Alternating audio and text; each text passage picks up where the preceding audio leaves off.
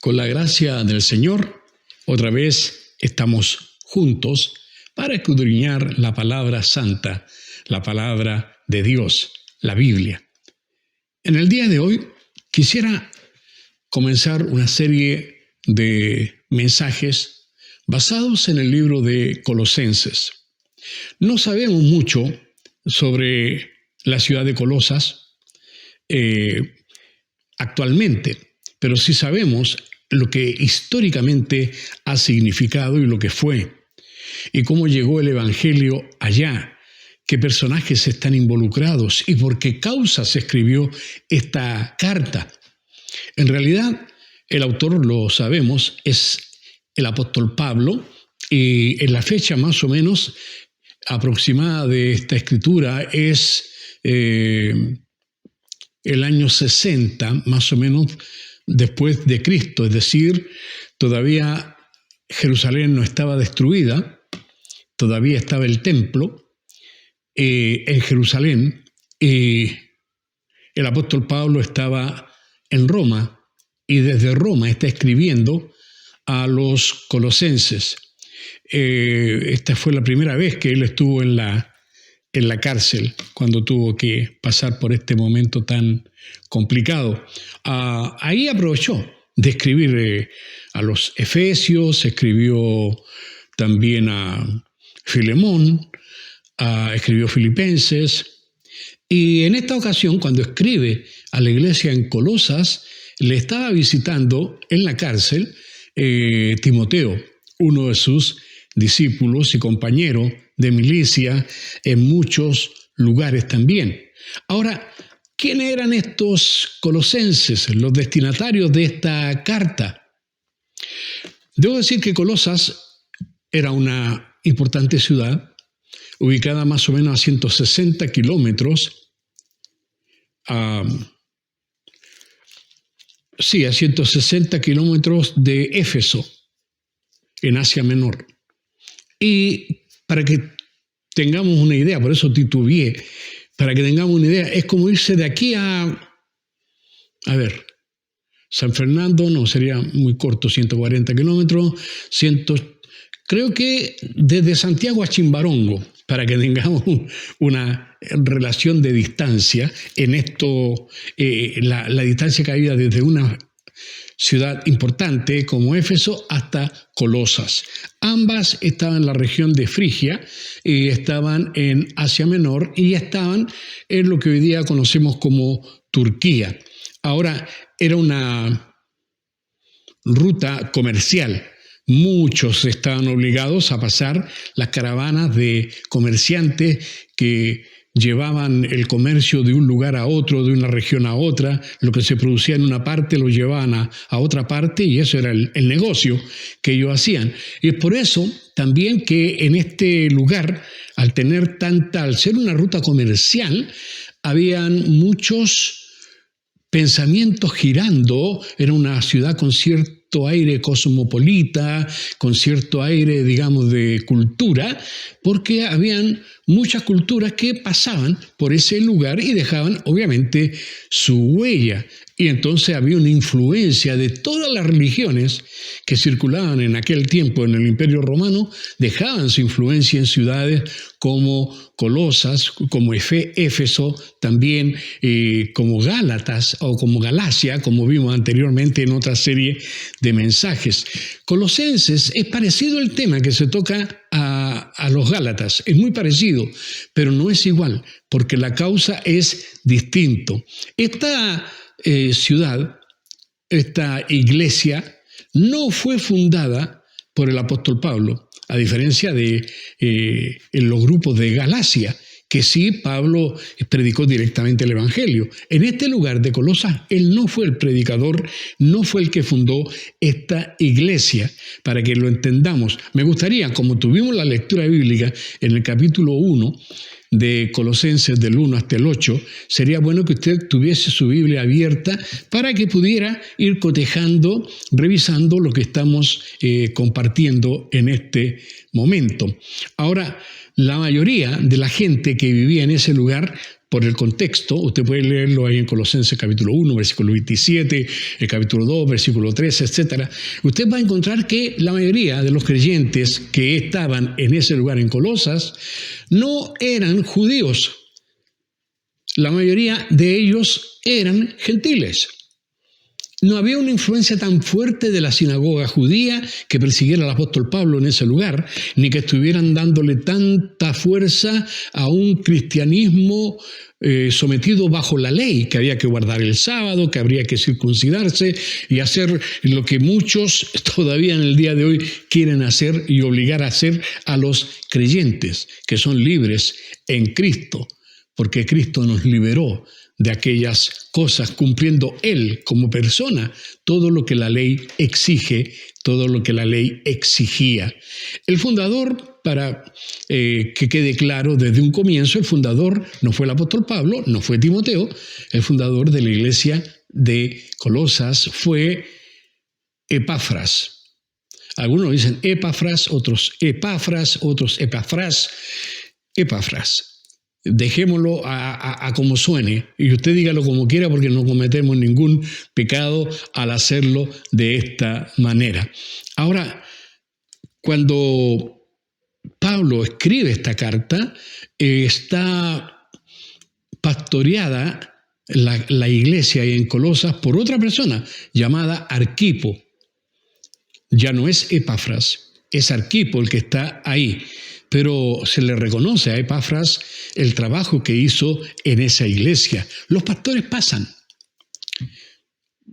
Muchas iglesias en toda su historia tienen muchos pastores a través del tiempo. Lo mismo sucede en aquel tiempo. Epafras había sido pastor, había sido el fundador y parece que enseñó bastante bien, como vamos a ver en el desarrollo de este mensaje, enseñó bastante bien algunas cosas y recibió elogios del apóstol Pablo por lo que él había hecho. Entonces, para tenerlo claro, estamos hablando de una región en el Imperio Romano, en el lugar de Asia Menor, que corresponde hoy día a Turquía, escrita esta carta en el año 60, cuando Pablo estaba en la prisión en Roma, en su primera prisión, porque después volvió a estar y, bueno, sufrió por el Evangelio el apóstol Pablo. Ahora, el problema que había en esta iglesia, porque siempre que se escribe, cuando Pablo escribía, es que quería enmendar, quería aclarar o quería enseñar algo. Y esto es precisamente lo que hace también cuando escribe a los colosenses. Así como lo había escrito a los gálatas, ahora cuando escribe a los colosenses lo hace con un énfasis especial. Los colosenses sabían bastante bien, porque fueron bien enseñados, que Cristo bastaba para todo el cumplimiento moral de lo que Dios exigía del hombre, de la humanidad. Los colosenses lo tenían bastante claro, sabían, el problema de ellos no estaba ahí, no estaban pensando que no, ahora que soy cristiano tengo que guardar la ley, ahora que soy cristiano tengo que hacer buenas obras para ser salvo. Hermano, uno debe hacer obras buenas porque es salvo, no es porque. Porque usted es creyente, hace y debe hacer, procurar hacer siempre lo bueno. No para ganarse a Dios, sino porque ya es de Él. Eso es lo que hace una gran diferencia cuando nosotros abordamos esta temática. Ahora, los colosenses eso lo tenían bastante claro, pero le surgieron dudas a muchos en Colosas porque era un lugar demasiado influenciado por los pensamientos gnósticos. No digo agnósticos, digo gnósticos. Agnóstico significa sin gnosis, sin gnósticos, es decir, que no tienen conocimiento o que no les interesa el conocimiento de Dios. Eso es un agnóstico, no está ni ahí con el tema. Un gnóstico es una persona que tiene conocimiento o que procura tener ese conocimiento, pero en la época de Colosas, cuando se escribe esta carta, los hermanos de Colosas estaban siendo demasiado influidos por estos pensamientos filosóficos, que llegan a ser muy fuertes. Yo no sé hasta qué punto nosotros entendemos como creyentes en el día de hoy la fuerza de los argumentos y la especie de delirio que provocaba, especialmente en aquellos corazones cristianos un poco tirados al misticismo. Esto les atraía demasiado. Influye tan fuerte que el mismo último apóstol que quedó vivo, que fue el apóstol Juan, tiene que reconvenir varias veces cuando escribe a la iglesia, porque estaban siendo influidos por los gnósticos. De hecho, los gnósticos han tergiversado hasta el día de hoy el evangelio de Juan. Lo tomaron como una especie de líder. Menos mal, Juan en su vida, cuando estuvo aquí en la tierra, cuando pasó por este valle de lágrimas, Juan ya advirtió el peligro de esta super espiritualización de la persona del Cristo. Hoy día, hermanos, se habla de espíritu crístico. Vaya a saber uno lo que significa eso. Si a usted le dicen espíritu de Cristo, usted lo entiende, pero un espíritu crístico, ¿de qué me están hablando? Hermanos, cuando nos vienen con una mezcla que surge en una especie de espiritualidad en el mundo greco-romano, que no tiene nada que ver porque es anterior al cristianismo. Sin embargo, se encontraron con la persona de Cristo que como que llenaba precisamente el ideal que ellos tenían de que la materia es mala y que entonces en nada que tenga algo físico puede ser valioso y que tiene que ser todo en otro plano, no que estas son cosas muy, muy ocultas, estas cosas no son para toda la gente, estas cosas son especiales, son para los iluminados nomás, para los que saben, los demás se fregaron. Hermanos queridos, si a usted le dicen algo así sobre la Biblia, que no, que tiene otra interpretación, que hay que ir más profundo, hermanos queridos, sí hay que profundizar. Cristo dijo que hay que escudriñar, es decir, que hay que rascar hacia abajo buscando para aprender más, para entender todo lo que dice, porque todo lo que dice es valioso en la palabra de Dios. Pero cuando yo empiezo a inventar cosas que no están en la Biblia y saco la leyenda de acá o la religión de allá y empiezo a hacer una amalgama de cuestiones, voy a tener una amalgama. Voy a tener algo que no es natural, voy a tener algo que no es real. Esta fue la trampa en la que cayeron los colosenses, la superracionalidad, la superespiritualidad, el pensar y el creer que el Cristo de la Biblia sí hizo su parte, pero eso era en la parte material, en la parte física, en la parte moral. Cristo murió por los pecadores, nos da la vida eterna, pero ahora en la parte espiritual es otra cosa, porque la materia no tiene nada bueno. A eso creen hasta el día de hoy los gnósticos, que la materia es mala. Hermano, Dios nos creó cuerpo, alma y espíritu. El cuerpo no es malo. Lo que pasa es que el cuerpo está sujeto por el pecado. Está esclavo del pecado. No puede hacer la voluntad de Dios porque está bajo maldición. Por eso el mundo está como está y por eso la humanidad está como está. Por eso nadie le achunta, no hay ninguna filosofía que pueda decir esto le pasa al hombre.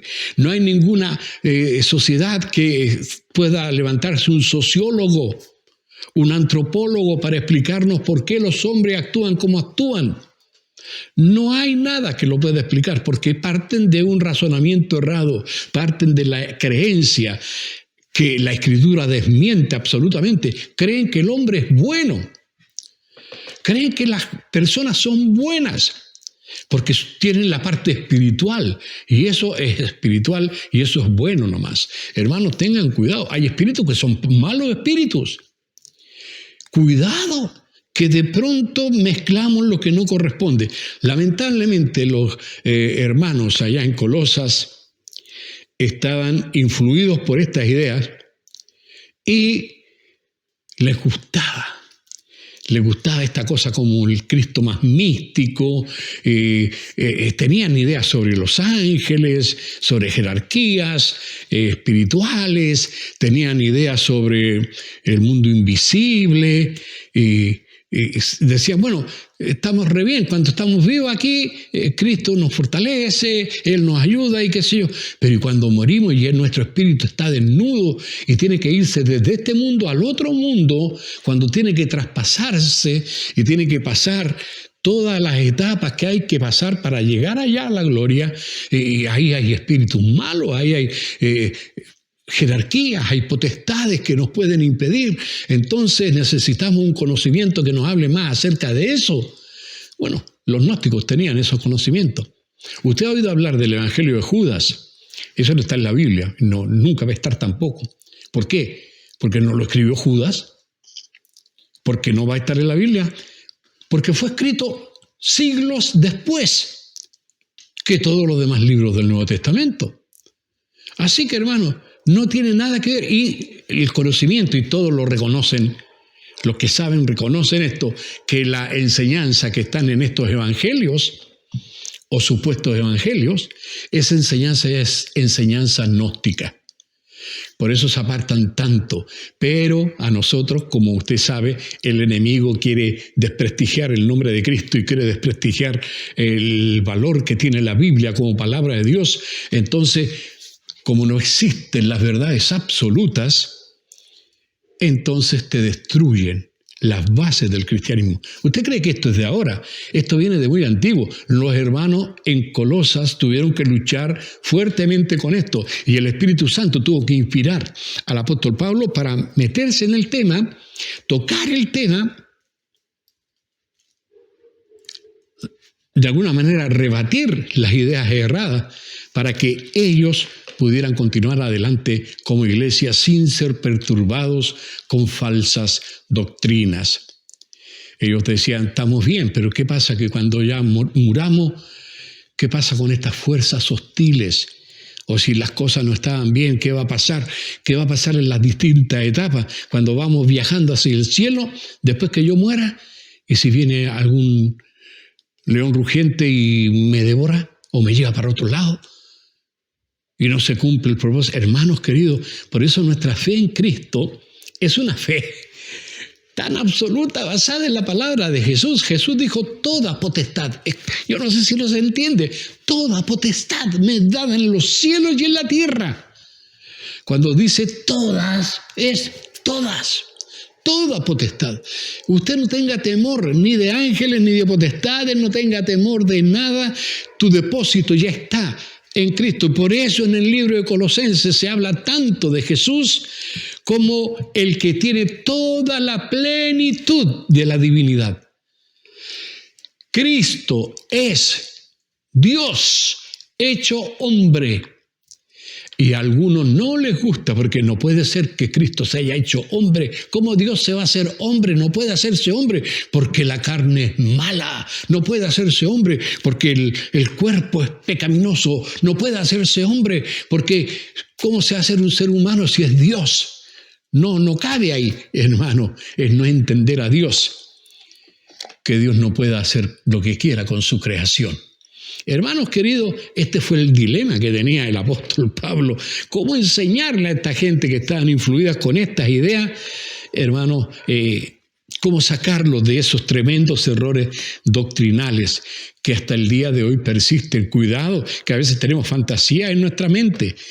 Creemos que los muertos se van a un lugar donde están ahí sufriendo, pero no tanto, porque no es como el infierno, entonces están ahí y cuando venga el Señor los va a sacar de ahí, o si se ora suficiente o si se paga suficiente, entonces se sale el alma y se va desde ahí al cielo. Hermanos queridos, el Señor le dijo a un ladrón que nunca hizo nada bueno, lo único bueno que hizo fue creerle a Jesús.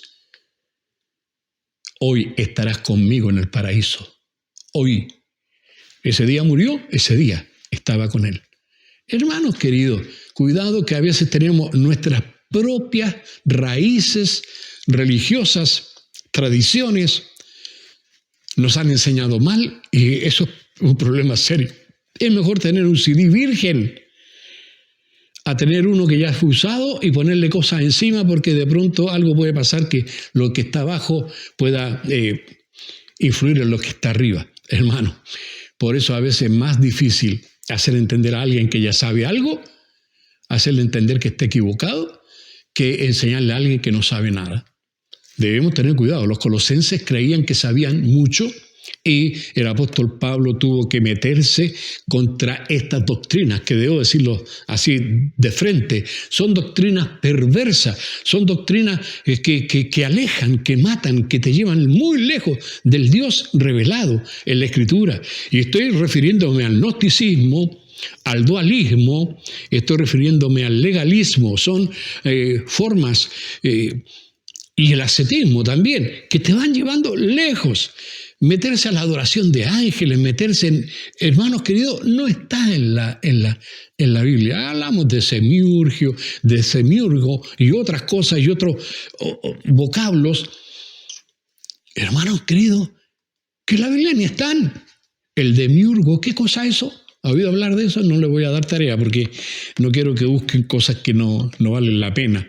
Ahora bien, hermano, toda secta falsa, en el fondo, quiere desprestigiar el nombre de Jesús. Y también la Biblia. Por eso te aceptan el nombre de Jesús, pero un Jesús a su manera. Un Jesús casi, como le digo, más que un ángel ya, ni siquiera, no es un ser humano, no te aceptan la idea. Cuando el apóstol Juan escribe y habla y dice, en el principio era el verbo, y el verbo era con Dios, y el verbo era Dios. Este era en el principio con Dios. Todas las cosas por Él fueron hechas, y sin Él nada de lo que ha sido hecho fue hecho. Estoy parafraseando, cuando Él dice esto, cuando escribe eso, léalo en Juan capítulo 1 en adelante, cuando Él dice esto, está hablando del verbo, y el verbo, el logos, es Cristo Jesús, es Cristo. Y que para que no se le olvide a nadie, en el mismo pasaje, en el capítulo 1, en el versículo 14, dice, y aquel verbo, ¿cuál verbo? Aquel que el apóstol Juan ya dijo que era el verbo, aquel verbo que es Dios, aquel verbo fue hecho carne y habitó entre nosotros y vimos su gloria, gloria como unigénito del Padre. Eso es lo que algunos no quieren entender. Han hecho de Jesús una caricatura a su manera. Tenemos un Jesús comunista, tenemos un Jesús que se va por este lado, otro por acá, hasta un Jesús homosexual. Hermanos queridos, eso no es el Jesús que usted ve en la Biblia. El Jesús que está en la Biblia, tómelo como dice la Biblia. No lo tiña con su mente. No se ponga lentes de colores para verlo. Depende del lente y el cristal con que usted lo mire. No, mírelo como Él es. Y el Cristo como Él es el que salva. El Cristo como Él es el que viene a buscar a su iglesia. El Cristo como Él es, el que Él es el que perdona los pecados, el que te limpia, el que te arregla, el que te lleva escondido con Él a la presencia del Padre. Él. Ahora Pablo tiene que enfrentar a esta secta. Tremendo hombre este Pablo. ¿Qué capacidad intelectual tenía? Iluminado por el Espíritu Santo, sin duda. Él escribe lo que es preciso, lo que es conciso. Cuando uno entiende por qué escribe lo que escribe, por qué causa, cuál es la razón que se escribe la carta a los colosenses, cuando uno lo entiende, uno queda admirado de la forma amorosa, enfática, poderosa en que defiende el Evangelio el apóstol Pablo. Maravilloso. Ahora Pablo se los clarifica a los colosenses y gracias que lo hizo, porque esta escritura nos ha llegado hasta el día de hoy y por eso hoy día usted está mirando, yo estoy hablando y usted está escuchando.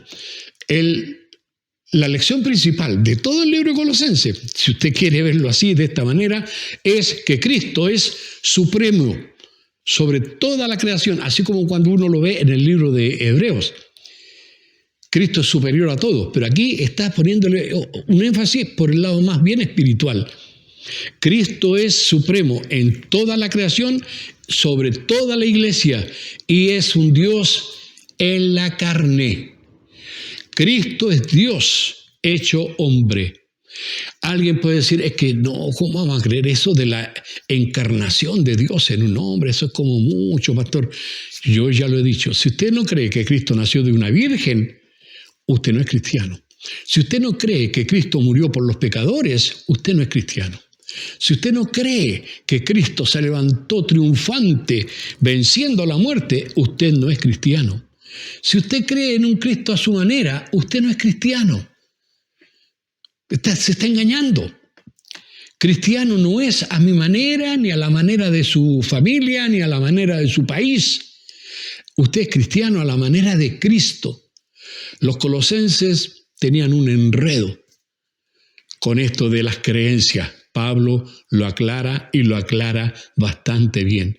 Él es supremo, es el Dios que se hizo hombre por amor a nosotros. No solo se hizo hombre, se entregó a sí mismo. Por eso es tan importante, hermano, leerlo. En Filipenses capítulo 2, por ejemplo,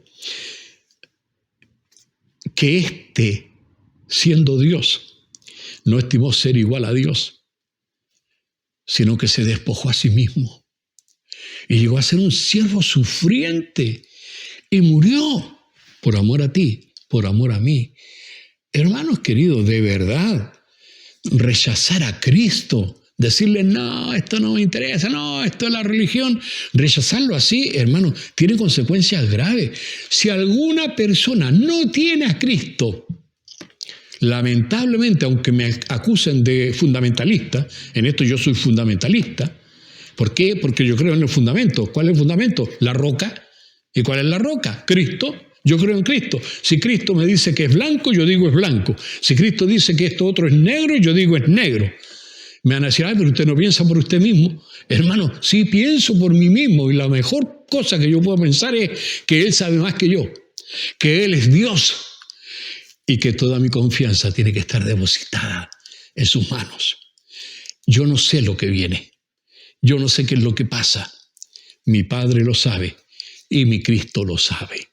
Hermanos amados, esa es la situación de la iglesia y de cómo somos atacados aún ahora en la base de nuestra fe, en el fundamento. Es lo que Pablo va a defender, el fundamento. El fundamento es Cristo, siempre. Veamos un análisis un poquito más profundo, versículo por versículo, a ver si alcanzamos a avanzar lo que podamos en cuanto a esto. Vamos a comenzar. Colosenses capítulo 1, ya lo leímos hasta el 8. Veamos los dos primeros versículos. Capítulo 1, versículo 1 y 2 dice, Pablo, apóstol de Jesucristo por la voluntad de Dios, y el hermano Timoteo. Me voy a parar aquí. ¿Quién está escribiendo? Pablo. ¿Qué está diciendo? Yo soy apóstol de Jesucristo. No me hago apóstol a mí mismo. ¿Sabe? Yo he conocido gente que me dice, yo soy pastor. Ah, qué bueno, digo yo, ¿dónde estudió? No, yo no estudié. Ah, ya, pero ¿qué institución te hizo pastor? No, yo leyéndola ahí me enojé con mi iglesia donde yo iba, me salí, yo hice otra iglesia y yo soy pastor. ¿Pero quién te hizo pastor? Yo me hice pastor. Wow. Hermanos queridos, los pastores no se hacen pastores. Los siervos de Dios son llamados a servir. Y el que llama es el patrón. El que llama es el jefe. Es el Señor. Es el amo. ¿Qué es lo que significa Señor? Dios es el que llama. Y lo ha hecho a través de toda la historia. Usted ve, llamó a un Noé a construir un arca, llamó a un Abraham a construir una nación, llamó a Moisés a hacer que una nación tuviera sus leyes, lo que Dios pretendía de él, de ellos. Dios llamó a un Daniel, Dios llamó a un rey David. Dios es el que llama a través del tiempo. Dios te llamó a ti. Dios me ha llamado a mí. Dios llama a sus siervos. Ahora, Pablo está diciendo, yo nunca quise ser apóstol. De hecho, yo estaba lejos. Pero por voluntad de Dios, qué tremenda es esa voluntad de Dios. Por voluntad de Dios, soy apóstol de Jesucristo. No me he puesto ningún título. Hoy día yo veo tantos títulos, hermano, tantos títulos.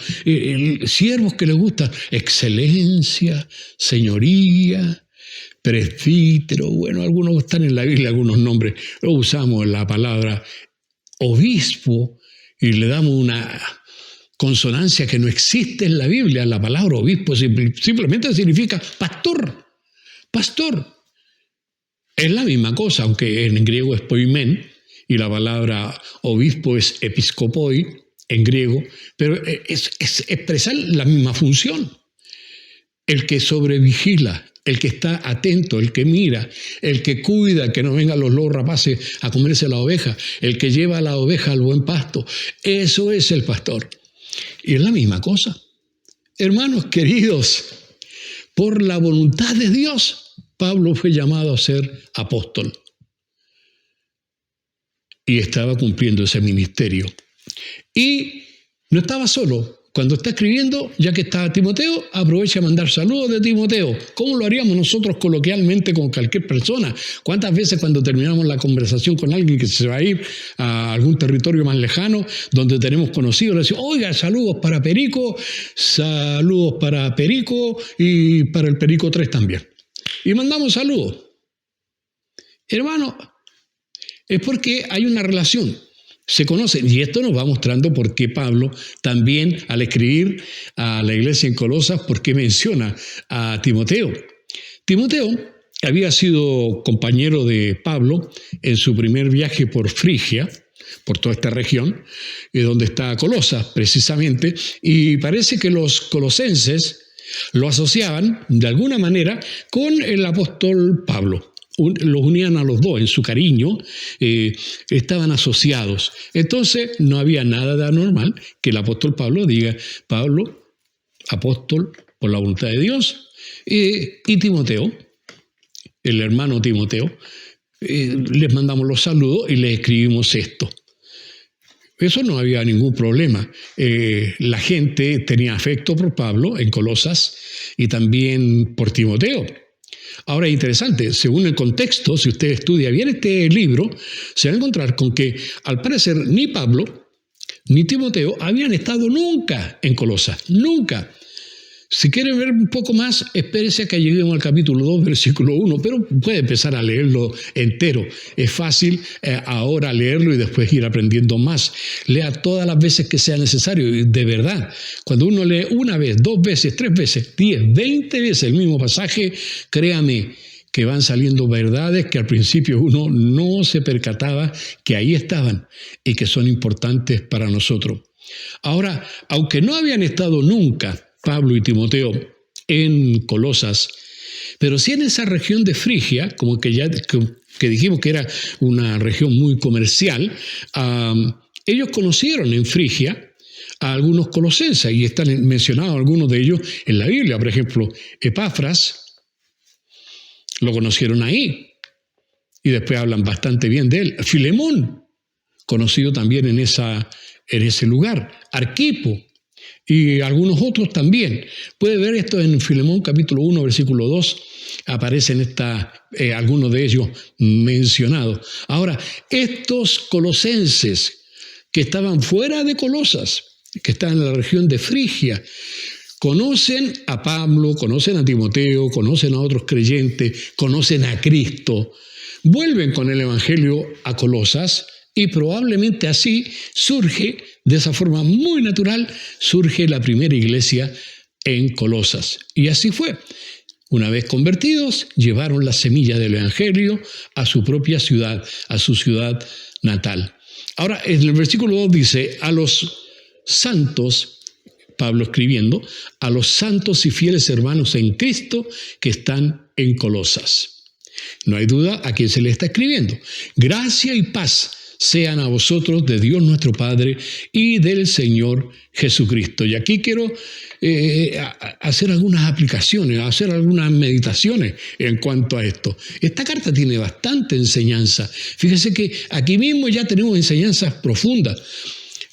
Está el apóstol Pablo hablando y diciendo a los santos y fieles hermanos en Cristo. Pero si ya acabamos de ver que Pablo no los conocía, nunca había estado en la iglesia de Colosas. Sin embargo, él los llama santos y los llama fieles en Cristo. ¿Por qué? Porque todo creyente es santo. A veces llega a dar una cosa media extraña en el corazón cuando le escribe a los corintios y los llama santos, y uno sabe qué tipo de gente estaban ahí en Corinto. Oye, una cantidad de pecados tremendo que usted dice, eso no lo hacen los santos. Cuidado, que a veces el diablo también viene a decirte al oído, mira, eso que tú haces, eso no lo hacen los santos, así que tú no eres santo, eres un pecador perdido. Y en algo tiene razón. Somos pecadores, pero no perdidos. Éramos perdidos. Ahora seguimos siendo lamentablemente pecadores porque estamos en este cuerpo de muerte, pero no perdidos, porque somos pecadores perdonados por la gracia de Dios, porque alguien pagó un precio y el precio es Jesucristo, el más alto precio que se puede pagar por cualquier persona.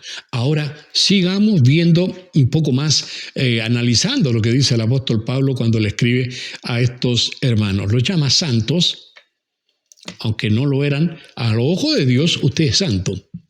Usted ya está apartado, porque eso es lo que significa santo. Alguien apartado. Dios dice, esto es mío. Lo escogió y lo apartó. Quieras o no quieras, eres santo. No es que vas a ser santo, eres santo. Obviamente, mientras estamos en esta carne, hasta el apóstol Pablo, léalo por favor en Romanos capítulo 7, hasta el apóstol Pablo tuvo que llegar a decir, miserable de mí, ¿quién me librará de este cuerpo de muerte? Refiriéndose a sí mismo, a lo que él hace en el cuerpo. Hay para algunas cosas incomprensibles. Dice, pero ¿cómo usted es cristiano y sigue pecando? Hermano, si decimos que no hemos pecado, somos mentirosos. Su palabra no está en nosotros, pero si confesamos nuestros pecados, Él es fiel y justo para perdonar nuestros pecados y limpiarnos de toda maldad. Es lo que yo creo, es lo que Pablo creía. Yo soy paulista en este sentido y por eso mismo soy calvinista en muchos de estos sentidos. A algunos de ustedes dicen, ¿cómo esto? Pero hermanos queridos, no significa que estoy teñido con todo lo que pueda pensar una persona u otra, sino que estoy de acuerdo con mucha doctrina porque está basada en la palabra y está basada en el apóstol Pablo. El apóstol Pablo es el que está escribiendo por orden de Dios, porque no es un apóstol que se ofreció a Jesús y le dijo, ¿sabes? Necesito un apóstol, aquí estoy yo, ¿califico o no califico? No, Señor, este hombre era un perseguidor de la iglesia y Dios lo llamó y lo hizo un apóstol a los gentiles, precisamente a nosotros, los que no somos judíos. Ahora bien, ¿cómo llamamos? Fíjate cómo sigue la palabra de Dios. Llama a los hermanos, los llama santos y fieles en Cristo. Y luego dice, gracia y paz sean a vosotros. Hermano, antes de seguir en esa parte, cortito, ¿se da cuenta lo que está pidiendo el apóstol Pablo? Gente que no conoce, sin embargo, gracia y paz. Gracia y paz. Caris, gracia. Shalom, paz. En el sentido que entiende el judío lo que es la paz. No es estar en paz unos con otros nomás, no, sino que tener un estado de satisfacción, de bienestar. Eso es lo profundo de esa palabra shalom, aunque aquí fue escrito en griego, pero el que lo escribió era un judío y esa palabra él sabe en la profundidad que tiene verdaderamente. Gracia y paz. ¿Saben lo que hacemos nosotros cuando nos saludamos uno a otro? Hola, ¿cómo te va? ¿Qué tal? Oh, buenos días. Buenas tardes, buenas noches. Esos son nuestros saludos. Hermano, no nos distingue de ninguna otra persona. Pero esto, gracia y paz sean a vosotros. Wow. ¿Sabe que a uno queda pensando? A mí me pasa. Me subo a un taxi, por ejemplo, ahora que me cuesta más manejar ya, o sea, ya no manejo. Me subo a un taxi y cuando me bajo del taxi le digo al taxista, que Dios le bendiga, muchas gracias. Que Dios le bendiga, amén. Me doy cuenta que ese Dios le bendiga le tenía un significado para esta persona. Hermanos amados, Seamos más profundos, hasta aún la manera de saludar. Nosotros nos miramos, ¿cómo estás? ¿Cómo amanece hoy día?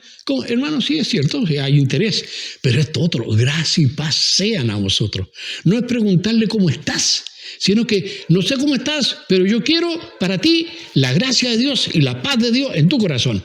Bien, Pablo, me gusta este apóstol Pablo, y es lo que yo siento en mi corazón también, desearte a ti, hermano querido, a usted, amigo, desearte esto. No hay nada mejor que gracia que venga del cielo y paz que venga del cielo en tu corazón. Esa es una buena petición, es una buena bendición. Ahora, hermano, ¿cómo llama el apóstol Pablo a Dios? Gracia y paz sean a vosotros, de Dios nuestro Padre y del Señor Jesucristo. Yo me pregunto, ¿cómo llamamos nosotros a Dios? Yo escuchaba personas que a lo mejor en su entusiasmo llaman a Dios y le dicen, papito lindo. Demasiado coloquial puede ser.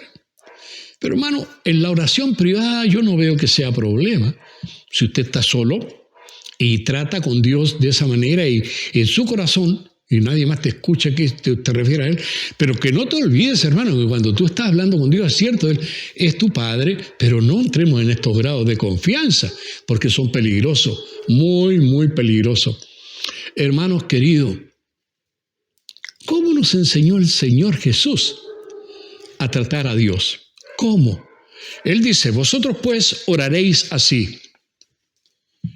Padre nuestro que estás en los cielos.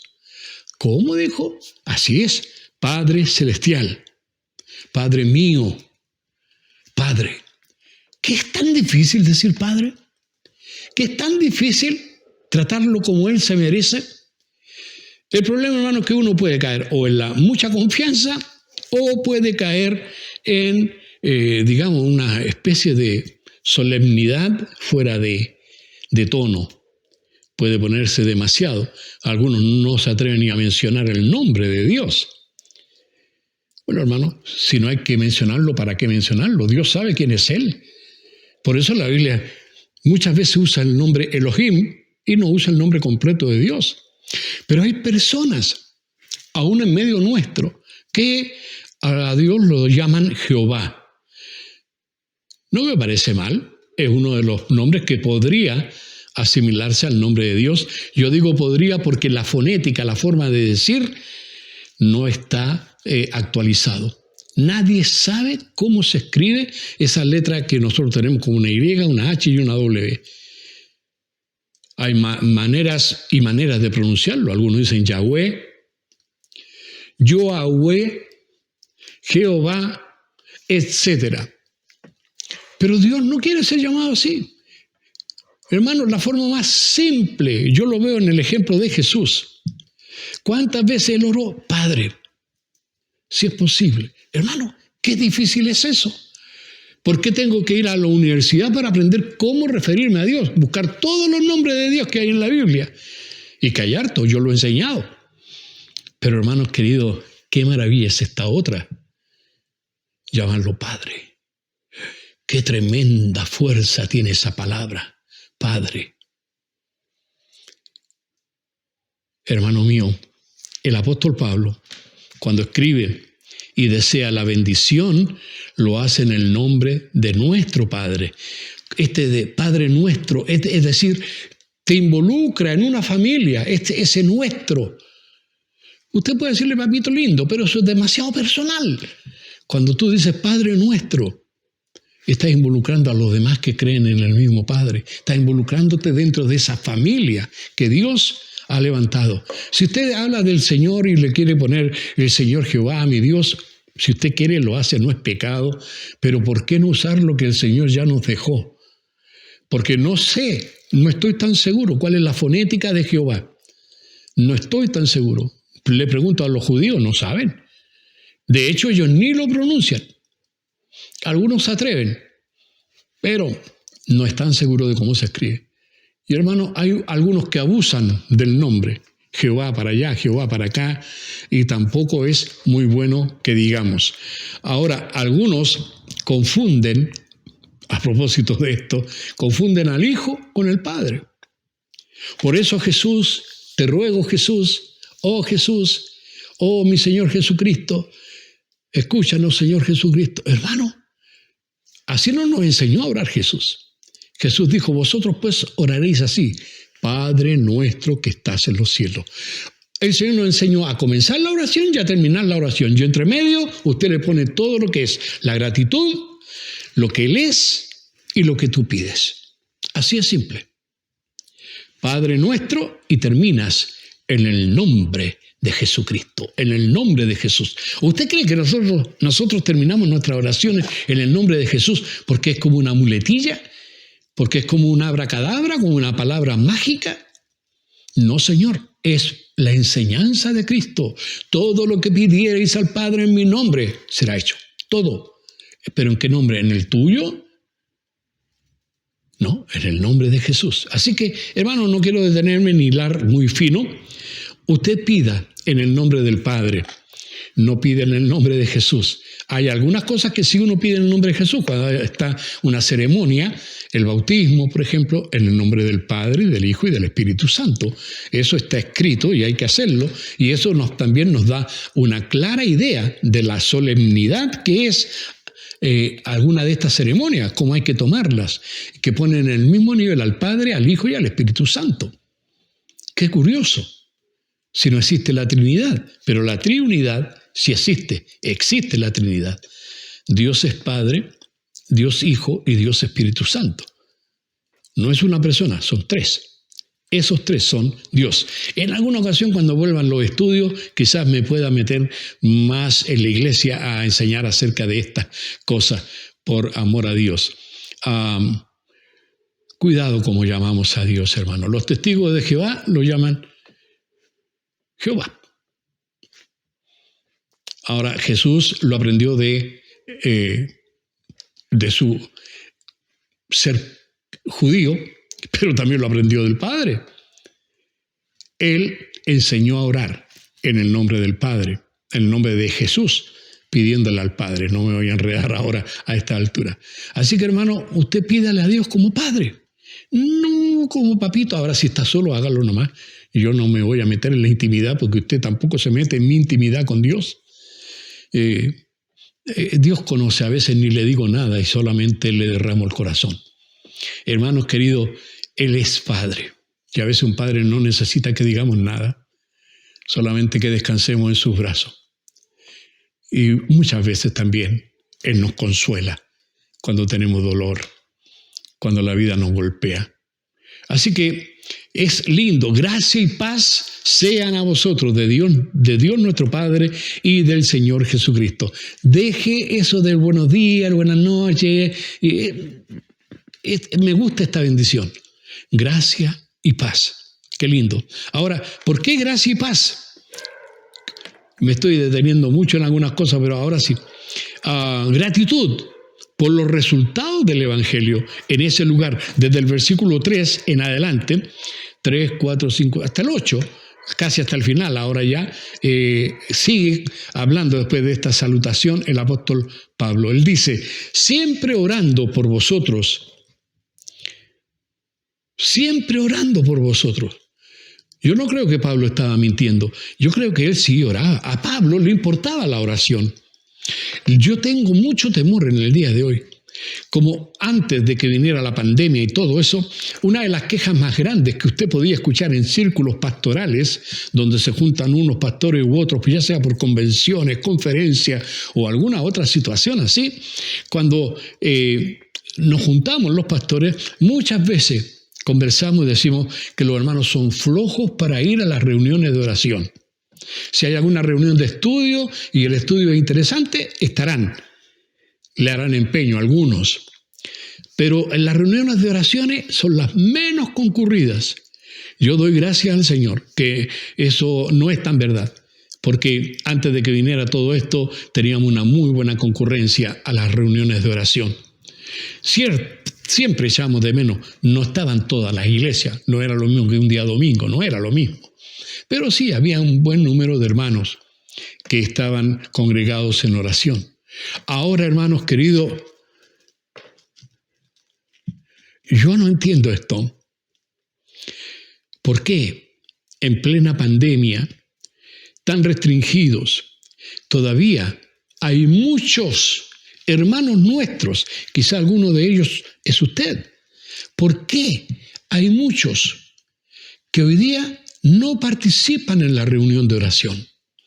Cuando hoy día no tienes que tomar el metro, hoy día no tienes que tomar la locomoción colectiva para ir a la iglesia y volver tarde y es peligroso. No tienes que hacer nada. Lo único que tienes que hacer es prender tu celular, que a veces usas por horas, o tu computador, que a veces usas por hora en otras conexiones. Lo único que tienes que hacer a la hora que fijamos, todos los días miércoles, a las 20 horas, hora de Chile, a esa hora nos juntamos a orar. Y tenemos lindos cultos. Y hay una muy buena cantidad de hermanos. Casi un tercio de la iglesia está y se reúne a la oración. Yo doy gracias a Dios por esto. Pero hermanos queridos, ¿alguien me puede explicar? ¿Usted tiene alguna explicación? ¿Alguien puede decirme por qué, aún tratándose de reuniones virtuales donde usted no tiene que salir de la casa, por qué usted todavía no participa? ¿O que acaso usted tiene una licencia para no orar? ¿Tiene algo que Dios le otorgó? Usted no necesita orar. Usted no necesita apoyar a otro en oración. Usted viva su cristianismo solo nomás, que los demás se la arreglen como sea. Eso no es el cristianismo, hermano. La iglesia necesitamos oración unos por otros. Yo necesito que oren por mí. Necesito orar por otros. Hermanos amados, cuidado. No es bueno que tengamos que echarte de menos en las reuniones de oración, cuando la reunión está en tu propio living, por último está en tu cama. Puedes estar acostado con el celular encendido para escuchar, aunque no te vean, pero puedes estar ahí siendo parte. ¿Cuál es el problema? No, es que tengo que arreglarme, Nada de nada. ¿Cuál es tu excusa? No, es que después llego muy tarde. ¿Cómo que llegas tarde? Estás en tu casa. Si quieres te haces un cafecito. Si quieres estás acompañado con gente que amas. ¿Cuál es tu excusa si a esa hora en que nos reunimos ya no es hora de trabajo? Aunque tengas trabajo virtual. ¿Cuál es tu excusa? Oh, qué tremendo. A Pablo le importaba la oración. Siempre orando, siempre. Se lo dijo a los corintios, se lo dijo a los filipenses, se lo dijo a los gálatas y ahora se lo está diciendo a los colosenses también. Siempre. ¿Cuál es tu excusa, hermano? Hermana, usted que no se hace presente en las reuniones de oración. ¿No te alcanza el presupuesto para estar un rato con tu hermano? Va a gastar menos que cuando se tenía que venir a la iglesia pagando pasaje. Por favor, ¿hay excusa? La única excusa es que tú estás en otra, que tu corazón anda en otro lugar. ¿Cuál sería tu excusa? Cuando no tienes ni que moverte de tu casa. Bueno, el apóstol Pablo dice, siempre en sus oraciones damos gracias a Dios, Padre de nuestro Señor Jesucristo. Está muy claro a quién le habla. ¿Por qué no dice, damos gracias a Dios, Padre, Jehová de los ejércitos, solemne es su nombre o algo? No, tan natural. ¿A quién da gracia? A Dios. ¿Cómo da gracia? En oración. ¿A quién das gracias tú? ¿En oración? ¿Cómo lo hace, hermano? Bueno, veamos los resultados de este evangelio, cómo llegó el evangelio allá. Y ya vamos avanzando en el versículo 4. Dice, habiendo oído, ¿qué cosas se oyen de nosotros, hermano?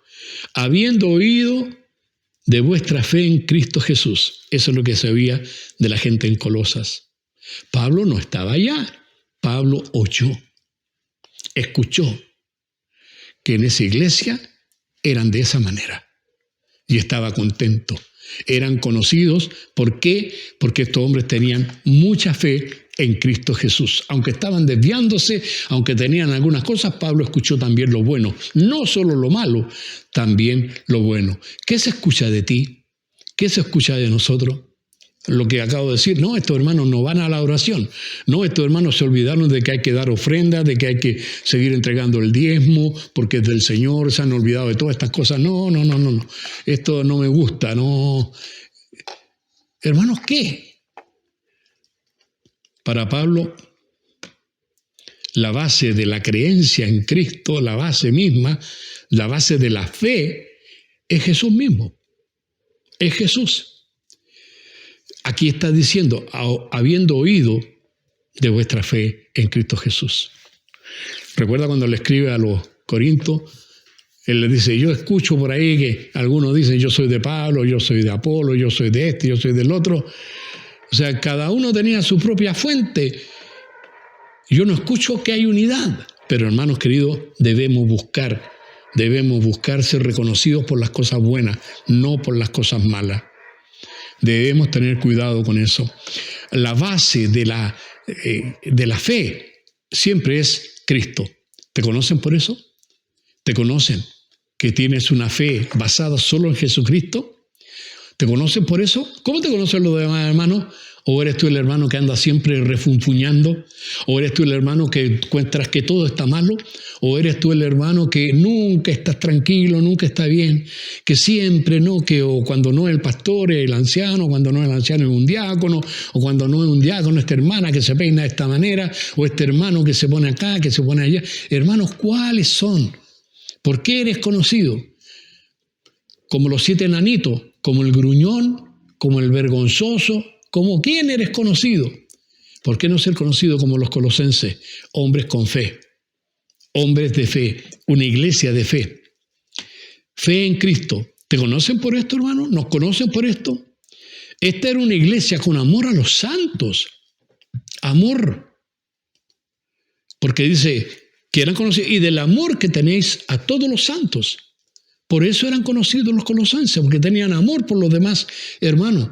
Nosotros cuando alguno pasa una necesidad, ¿cuántos meten la mano al bolsillo y ayudan? Cuando algunos están pasando por estrechez, ¿cuántos se acuerdan? Dicen, estoy en el mercado, no voy a llegar solamente por otros para mí, voy a llegar otro más y lo vamos a dar por si alguien necesita.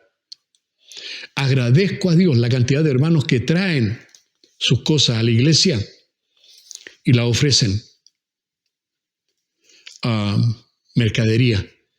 Es lindo. Cada mes estamos haciendo, con el trabajo de las diaconisas y algunos diáconos también y ancianos, estamos haciendo este trabajo de juntar las cosas, clasificarlas y llevarlas a quien las necesita. Hermano, ¿por qué no? Eso es amor. Y la gente en Colosas era conocida por eso, porque llegaba un hermano y lo atendían bien, lo cuidaban, se demostraba el cariño. Eso era bueno. ¿Sabe? Hay personas que no he visto nunca traer ni un paquete de tallarines. Gente que nunca ha venido. Ni siquiera ha preguntado, pastor, ¿faltará algo? ¿Allá habrá algún hermano o hermana en necesidad? Están viviendo sus vidas, cada uno lo suyo. Bueno, para eso está el pastor, para eso están los hermanos, para eso los elegimos. Hermano, la iglesia en Colosa no está hablando aquí el apóstol Pablo de que esto era de Epafras o alguno de los líderes de la iglesia. Esto que él está hablando es simplemente de toda la congregación. Eran conocidos por hombres y mujeres de fe y hombres que amaban a los santos. Del amor que tenéis a todos los santos, porque a veces es fácil amar a los que nos caen bien. Cuidado. Ahora, esta iglesia también tenía esperanza en el futuro. A causa de la esperanza, dice ahí, para terminar el versículo, ¿cuál esperanza? Bueno, que os está guardada en los cielos, de la cual ya habéis oído por la palabra verdadera del Evangelio.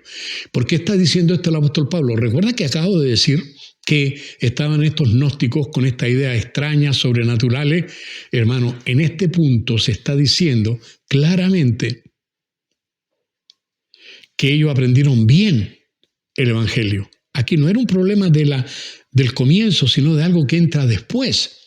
Ellos fueron bien fundamentados en la palabra y que tenían una linda esperanza.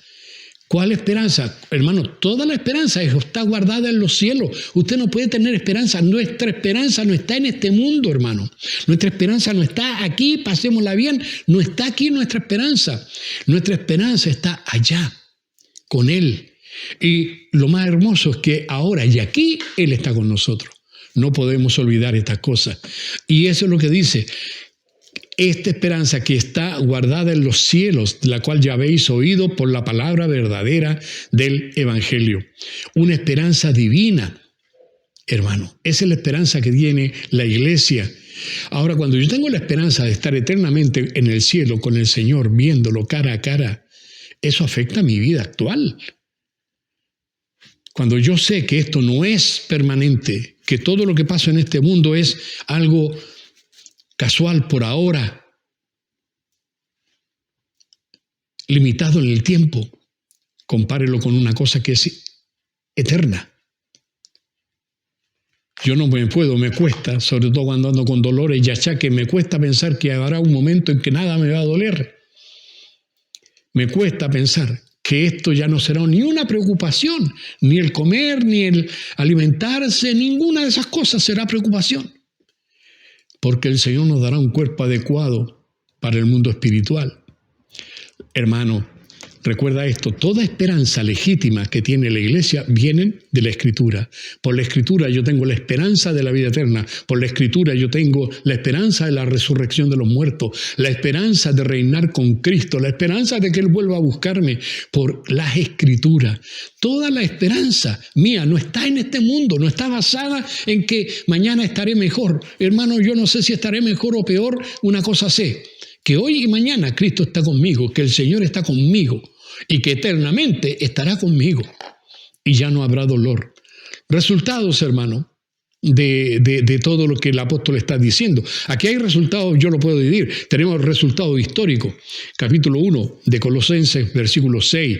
Aquí está hablando diciendo como un resumen, que ha llegado hasta vosotros, este evangelio verdadero, ha llegado hasta vosotros, así como a todo el mundo, y lleva fruto y crece también en vosotros. Me gusta cómo lo pone el apóstol Pablo.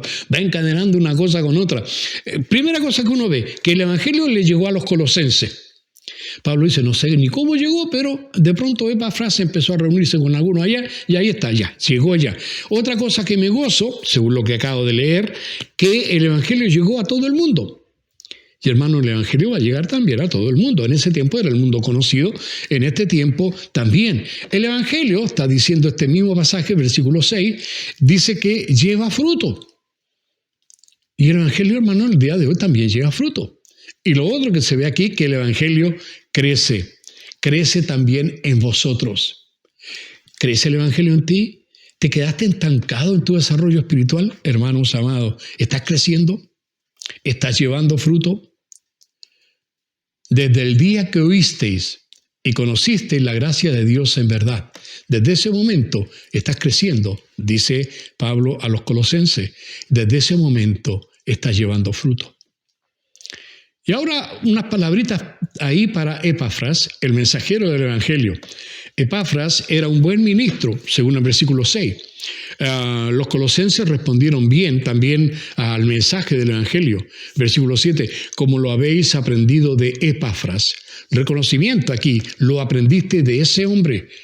Ese hombre no es enviado por los apóstoles, ese hombre vino porque Cristo nació en su corazón y fue y lo llevó para ustedes. Hay un reconocimiento al fundador de la iglesia, hay un reconocimiento al maestro, al que edificó a aquellos hermanos para que siguieran el evangelio de Cristo. Ahora, nuestro consiervo amado, así se refiere a Epafras. ¿Cuánto me gustaría que alguien dijera del pastor, nuestro consiervo amado? ¿Seré? No lo sé. ¿Y tú estás dejando huella en esto? Hermano, qué lindas palabras para decir de otro. Es un fiel ministro de Cristo para vosotros, quien también nos ha declarado nuestro amor, vuestro amor en el Espíritu.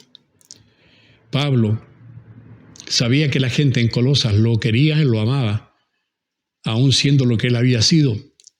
Él sabía que lo amaban. ¿Por qué? Porque Epafras fue y se lo llevó. Y le dijo, ¿sabe? allá en mi iglesia te aman.